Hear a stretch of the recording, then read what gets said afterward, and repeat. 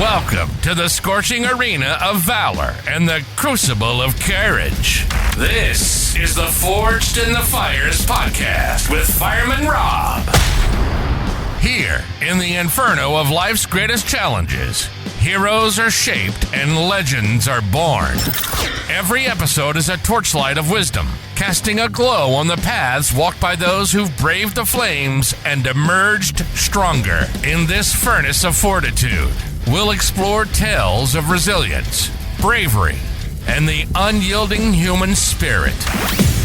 Each guest brings their own spark of insight, lighting up the darkness and guiding us through the smoke of adversity. With Fireman Rob at the helm, prepared to delve into conversations that smolder with significance and stories that kindle the soul. It's not just a podcast, it's a beacon for all who seek to rise from the ashes and glow with purpose. So stoke the fires of your curiosity and ready your heart for tales of triumph and transformation. The flames are roaring. The stage is ablaze. Welcome to the Forged in the Fires podcast. Let the journey begin.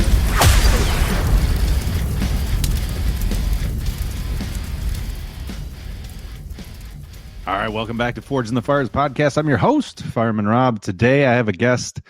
He's a former infantry commander. He is in the 75th Ranger Battalion.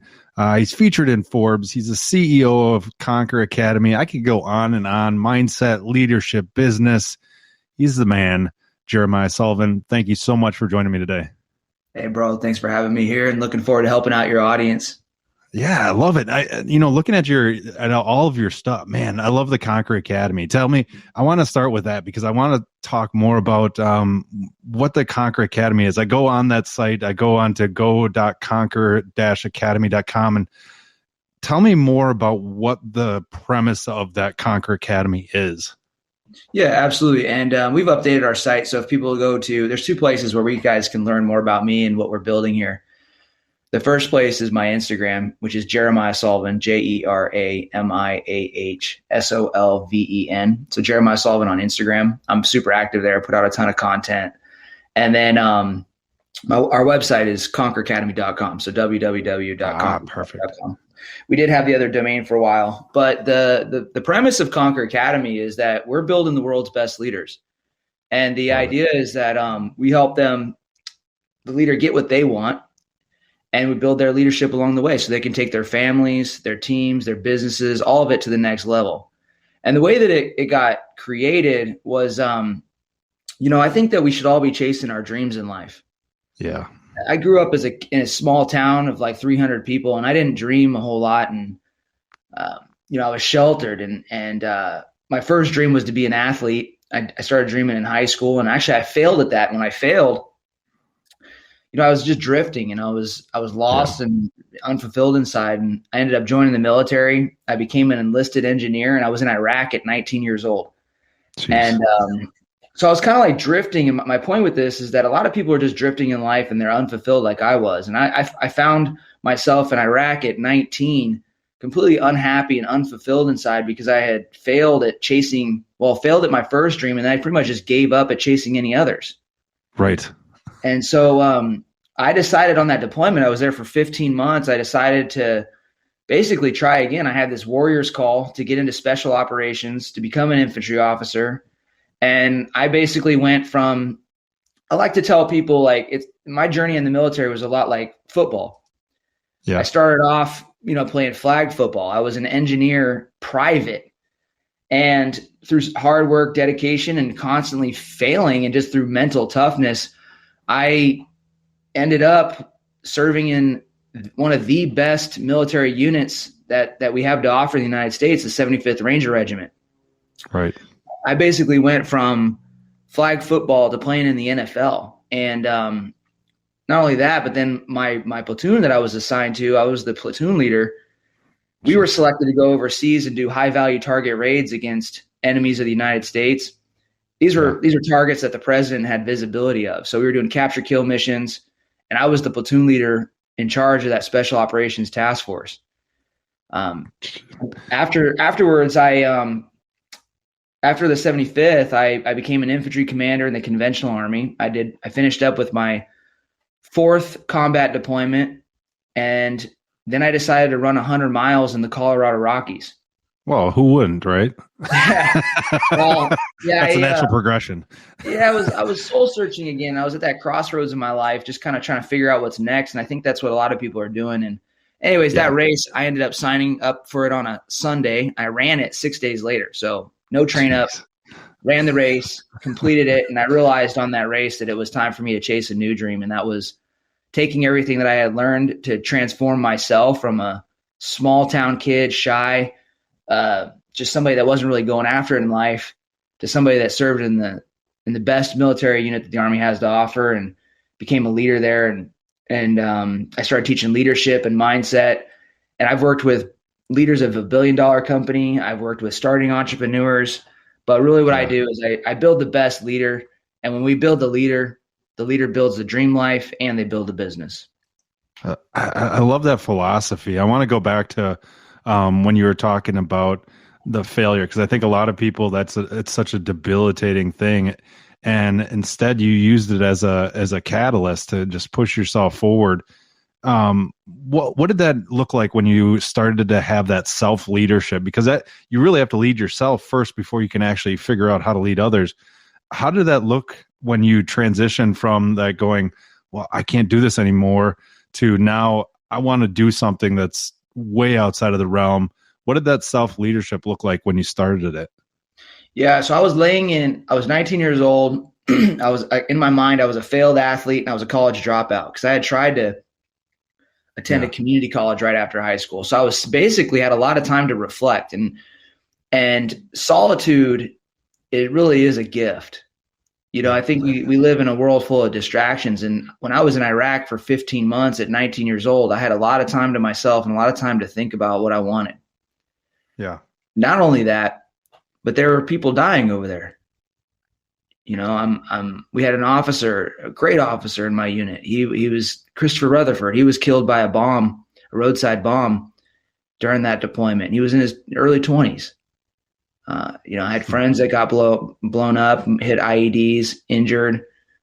And when I was over there, I just started thinking about how fragile life was. Yeah. And so I'm basically reflecting on giving up on myself, giving up on life, and seeing how fragile life is all at the same time. And I realized that, why the hell am I not going after it anymore? And I had this warrior's call. I was laying in the city of Bakuba, Iraq, and I was putting in a patrol base at night, and I just finished up my work for the evening, and it was, about 2:00 in the morning, and I'm laying there looking up at the stars, and there's a gunfight going on about a mile from my location. Yeah. And I'm laying there doing engineer work, and these infantrymen are going through, and they're clearing this village. The Apaches are flying in, they're firing. I hear machine gun fire. I can see the tracer rounds. And yet I'm over here in this patrol base just kind of listening and observing it all. Yeah. And it was in that moment I had this warrior's call, and my heart told me that I shouldn't be in the patrol base building where I felt helpless over there. And I had this call that I should be over there in the gunfight. I should be doing something more significant with my life. Not that the work that I was doing wasn't significant. It's just that that's where I saw that battle as the place that I needed to be. Right. And so I was just saying that it was just a warrior's call. And I think everybody has a warrior's call inside of them to go chase something that's in their heart, whether it's move to a new city, whether it's start a new job, whether it's advance their career, start a business. And we have to listen to that. We have to listen to our intuition. We have to listen to our conscience, because if we follow it, life can just become so much brighter and more fulfilling. I love that philosophy. And I'm looking at one of your Instagram posts where you say you're at war with toxic friends, all these things. And I love the statement of, in order to win the fight of life, you must prepare. Talk to me more about how you're preparing now over how you used to prepare. What is the difference now as an entrepreneur over when you were in a structured environment in the military? Yeah, well, preparing is everything, because if you fail to prepare, you're basically planning to fail. Yeah. And the reason why preparation is so important to me is because I actually failed as a leader by not preparing enough. Huh. So I accomplished my dream job in the 75th Ranger Reg. I'm serving with the best of the best. I'm in the top 1%. Not only that, but I'm one of 2 Ranger platoon leaders in the entire Army that are chosen to go do high value target raids and do capture kill missions against guys that are planning to, blow up schools and do suicide bombings and, even worse. I saw these guys, we had intelligence where we saw these guys cutting the heads off of people in the middle of the street. And these are some really bad people. And my job was to find these people and capture or kill them. And so while I was in an elite unit, given my absolute best, I had overcome a lot of doubts, fears, insecurities. I'd really built myself up from small, shy kid to leader, and I'm serving with the best. It was a dream come true, and Right. Then on December 31st, 2016, I walked into my last Ranger mission. It was my last high value target raid. We went in by helicopter, MH-47. We touched down late at night. We marched in, used the cover of darkness to conceal our movement. And we get in, we're going after this target. And long story short is that it's a mission gone south. We go to do this capture kill mission, and it turns into a giant gunfight. We had a barricaded shooter upstairs in a 2-story compound. He was throwing frag grenades down on top of my task force. We had probably a dozen friendly casualties. Some of those were Afghan partners, special operators. The other half were American casualties. I had a team leader that he lost an eye that night because a frag grenade got in his eye. I had my platoon sergeant, he took shrapnel to the legs, and he was combat ineffective, halfway through the mission. And so this unit, this dream, it was, this accomplishment was a boy's dream, but a man's nightmare. Here I am, and we go into this mission, and it's supposed to be everything that I wanted it to be. It's supposed to be that me fulfilling that warrior's call. And what ended up happening is we were outmatched, and we had to withdraw that night. Huh. And I reflected a lot the next day. On the way out, my helicopter almost took an RPG. I mean, it was a nasty gunfight that night. And the leaders that I served alongside, they got Purple Hearts the next day, Acts of Valor. It was all of them demonstrated courage that night. And I remember seeing them all in the hospital beds. They're all laying there, and they're putting Purple Hearts on them. And, I just felt responsible. Oh, geez. I felt like, here I was living my dream, but I failed them as a leader. Right. And I struggled with that night for a really long time. And I mean, I even still do. But the thing that I came to realize was that, the reason we failed is that I didn't prepare enough. I wasn't good enough. If I would have taken everything in my life more serious, if I would have been more disciplined, more focused, more intentional, more rehearsals, I would have worked on myself, my body, my mind, and my tactics more. Right. Then the outcome of that mission might have been different. And, thankfully that night, nobody died, but I took a lot of responsibility, and who knows whether I could have turned the outcome of that mission differently. But I know that there's a bad day like that mission, like my last Ranger mission coming up ahead. And it exists for everybody. Every single one of us has a day ahead where a family member is going to get hurt, where something's going to happen to our kids. Something is going to happen. And in that moment, we're either going to be underprepared or overprepared. And my goal is to be overprepared. I love that philosophy, because when you think about it from a perspective of a leader, and all of us have to be leaders in our own lives, what does it mean to you to be able to look at it? I know it's still, I mean, I could hear it in your voice.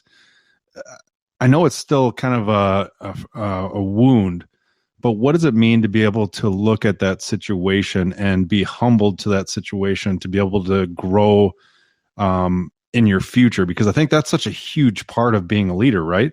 Yeah. Yeah. I mean, you have two choices when you fail. You either stay down and sulk and become the victim, Right. or you turn it around, you figure out a way to find the lesson and improve yourself. And so that's what I chose to do. And, I'd be lying if I said it was easy. After I I was gonna left, say, yeah. no, it's horrible. I mean, leader guilt is a real thing. Yeah. Failing our teams, letting our wives down, or husbands or kids or coworkers or business partners, letting people down and dealing with that guilt can really cause a person to self-destruct. Yeah. I mean, after that mission, I had to go on to a military school. And so I actually had to leave the Ranger Regiment. And I struggled with that failure to the point where I started drinking every night. I was thinking about it nonstop. And things got so bad, I put a gun to my head and I almost ended it because I felt like I had failed. I was failing everybody. And it just compounded in my head. And it wasn't just about the mission, it was about life. I felt like here I was. I put myself into a unit, and it was part of it. I felt like I didn't belong. Part of it felt like I just wasn't good enough. And then I started looking at the entire world like that. I started looking at my relationships like that. And I'm like, bro, you're just one giant failure, bro. And you don't, and so when I was in that low point, I like I said, I almost ended it. But I had made this promise to God along the way. When I went from enlisted soldier to infantry officer, I prayed every single night for God to help deliver my dream job to me. And I told him, I said, if you deliver this job to me, if you help me get this assignment, this calling that's in my heart, I promise to pay it forward tenfold. And so I would basically, leading up into that dream job, every day I'd go out and I would try to just do a good job. I would try to make people better. I would try to improve those that are around me and really pay forward the gift of the dream in advance. Yeah. And when I was laying there, I was, after that mission, or sitting there after that mission, crying, drinking, drunk, put gun to my head, all I could think about was I could see the faces of everybody that I loved, and I heard God's voice. And I remember not doing it, not ending my life, because I had committed to paying forward the gift of that dream tenfold. And I said, I can't end it. I still have to give back for what was given to me. Right. And so that was that commitment. I believe that your word is bond, your word is your weapon as a leader. And so I gave God my word, and I had a mission to fulfill. And so I had to put the gun down, and I started going to work. I worked on me. I worked on my bad habits. I worked on drinking.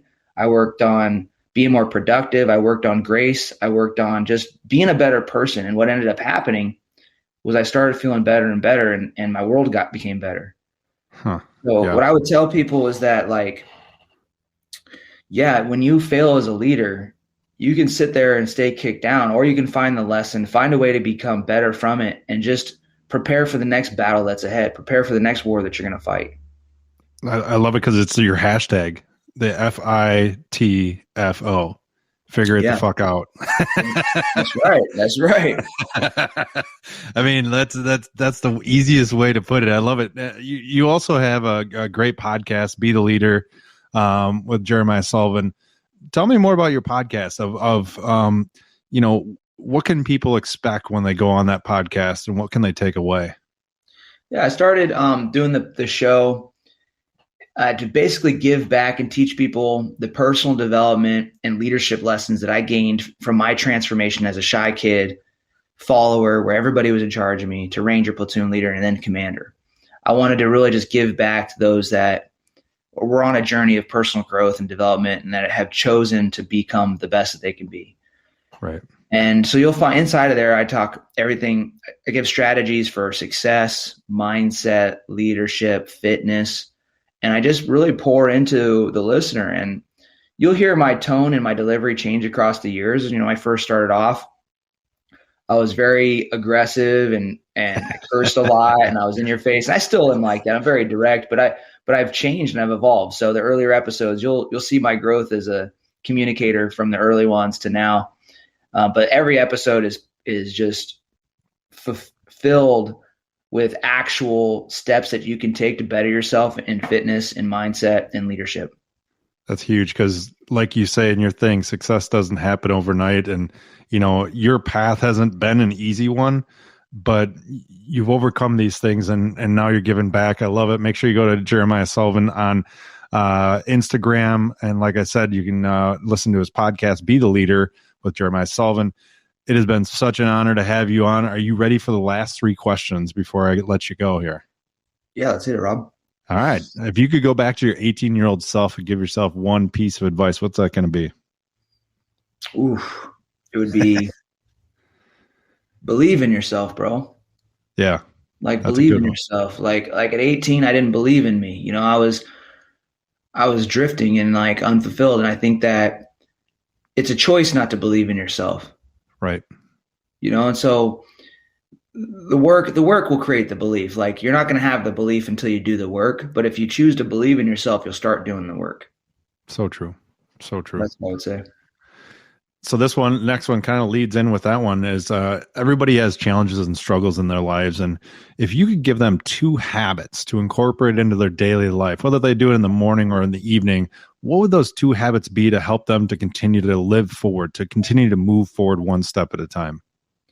Yeah, what I would say is that your next level is going to cost you your comfort. Oh, I like that. So basically the 2 habits I have for somebody is to be uncomfortable every single day. And the first thing that you got to start doing, if you're not doing it already, is personal development. Yeah. Okay. Like studying. Studying is uncomfortable. It really is. Like people want to blow it off and everything, but to force yourself. I like picture books. Yeah. Well, personal development, the thing is like every battle you're going to face in life is a personal development battle. It's like an internal war. Yeah. Like people are scared of criticism. They have fear and all these things that hold them back in life. And personal development equips you with the weapons that you need to win the war within. Oh, yeah. It helps you with limitations and everything. So I would say personal development every single day. The things that I do is I journal and read every single morning. And that helps me a lot. I reflect on my lessons from the day before and then improve upon those moving forward. So journaling and reading something or studying something in personal development. And then the next thing would be build a body. Yes. How can you achieve anything in life if you can't, like, if you don't have the discipline to get yourself into the gym and eat right? Yeah. How could you really be disciplined at anything, building a business, advancing a career, if you can't control and be disciplined with your training? The one thing that you can control every single day is your body. So I would say those are the 2 biggest things. And be uncomfortable, train your body, train the mind, and work on that personal development. I'm taking those to heart, brother. All right. This last one is a fun one. If you could have coffee at a firehouse table. So in other words, you can ask any question. Nothing's off the table. With 3 people, they can be deceased or alive. Who are those 3 people going to be? Oh man. And I would talk to Nikola Tesla. There you go. And I would ask him about his process for invention, for creation, like what he went through at night to basically create all the inventions that he's created. Because that guy, he said, if you want to understand the world, basically understand frequency, vibration, and energy, and you can understand it all. Right. So I would study his mind for sure. Currently, it would be Elon Musk, because Elon Musk, I teach this tool in my program, one of my mindset programs called the Mental Gerber. Okay. And the Mental Gerber is basically all the mindset tools that you have to get what you want. Everything from intuition to imagination to perception. I mean, there's 9 different tools that you can activate to get whatever you want in life. And Elon Musk is the person on the planet right now that is using them all to our highest potential. So I would talk to him and I'd want to study the way that he thinks. Nice. So Tesla, or excuse me, not Tesla. Yep, Tesla, Musk. And then the third one, this one's an interesting one. I would say Schwarzenegger, man. I say Schwarzenegger. And I like it. The reason why is because he was always an inspiration to me. He was a childhood icon. And I think that he has changed himself so many times and achieved at such high level. So much. I would love to study him and talk to him about his success practices, from going from bodybuilder to politics to, actor and all that. Oh, that's awesome. Yeah. Now that you hit it on the head. That's a good group of people right there. Mm-hmm. Well, Jeremiah, it's been an honor to have you on. I greatly appreciate all the wisdom you've given for my listeners. Yeah, man, it was great being here. Guys, don't hesitate to reach out. If you find me on Instagram, just tell me where you're coming from. That way it shortens the learning curve. And I'm always here to help. We'll help you guys out with anything: leadership, mindset, fitness.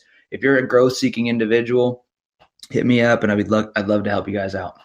Thanks for listening and supporting the Forged in the Fires podcast with Fireman Rob.